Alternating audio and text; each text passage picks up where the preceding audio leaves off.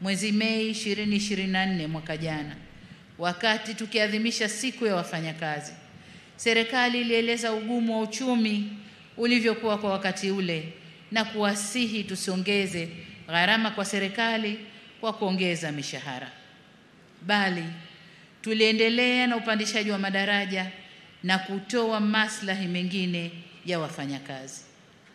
Sasa kwa mapenzi makubwa na kwa namna mlivyoiunga mkono serikali tulipowaomba mfunge mkanda na mkaamua kujituma na kufanya kazi kwa bidii na kufanya uchumi wetu ukue kwa 5.5% mwaka huu, kwa kuwa mcheza kwao hutunzwa.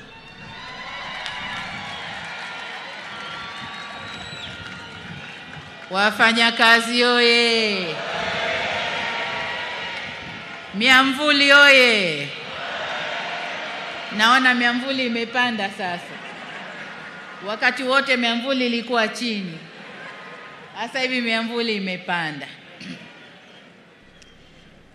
Sasa kwa kuwa mcheza kwao hutunzwa, mimi na wenzangu, na baada ya kuangalia uchumi ulivyopanda, na umepanda kwa sababu ya nguvu zenu wafanyakazi,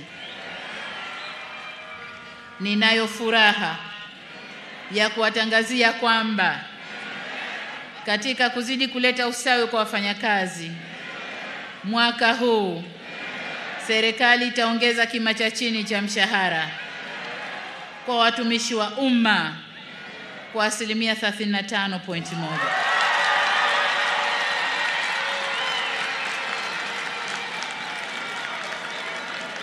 Wafanyakazi oye! Mshikamano, solidarity. Aya, tusikilize. Nyongeza hii itakayoanza kutumika mwezi Julai mwaka huu itaongeza kima cha chini cha mshahara kutoka shilingi 370,000 hadi shilingi 500,000.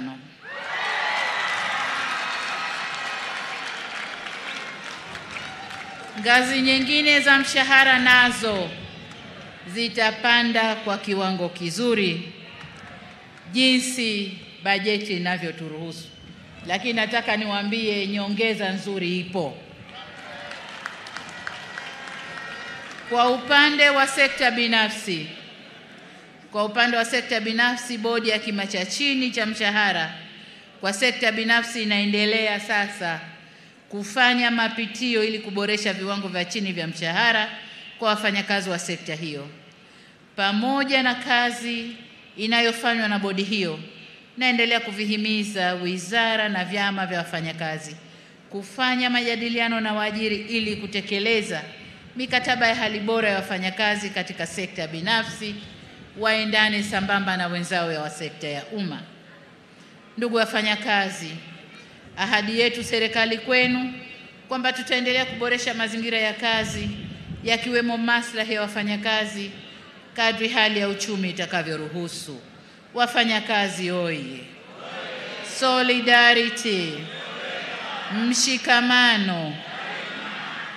Ndugu wafanyakazi, nimalizie kwa kuwapongeza tena wafanyakazi wote nchini kwa kuadhimisha sikukuu hii, na ninawashukuru kwa mchango wenu adhimu katika ujenzi wa taifa letu.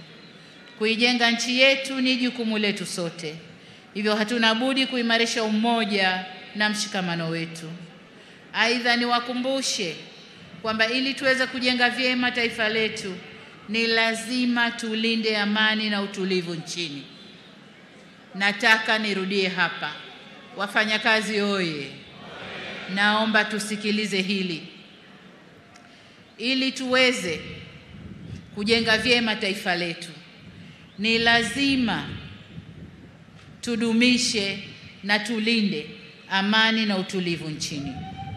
Kwa namna yeyote ile, tusitoe fursa kwa vyama vya wafanyakazi kutumika kuichafua nchi yetu.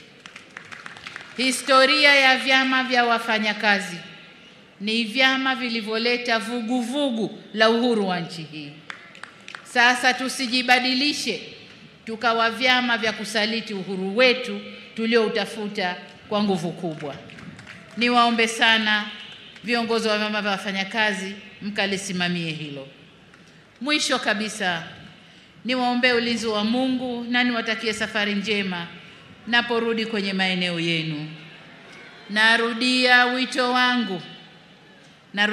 wangu kwenu wafanyakazi kushiriki kikamilifu katika zoezi la uchaguzi mkuu utakaofanyika mwezi Oktoba 2025 ili kutumia haki yenu ya kikatiba kupata viongozi watakaoongoza taifa letu. Baada ya kusema hayo, nimwombe Mwenyezi Mungu aibariki bara letu Afrika na Mungu aibariki nchi yetu Tanzania. Jamhuri ya Muungano wa Tanzania. Kazi na utu. Kazi na utu. Asanteni sana kwa kunisikiliza.